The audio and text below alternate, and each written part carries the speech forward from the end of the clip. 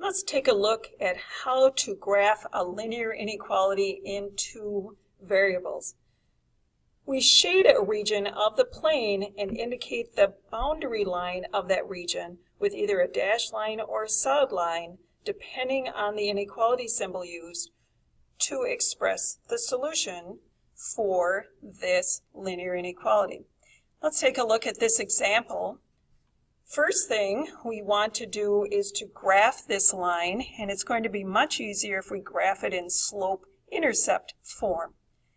So we will replace our inequality symbol with an equal sign and graph the line associated with this equation. This line acts as our boundary line. And here the line is solid since our inequality includes an equal with it. In this slope-intercept form, we have y is less than or equal to this equation of a line. The equal is indicated by the solid line that every point on this line will also satisfy this inequality. Next, we want to find the region that gives us the solutions for true statements, and we're looking for y values that are less than this line.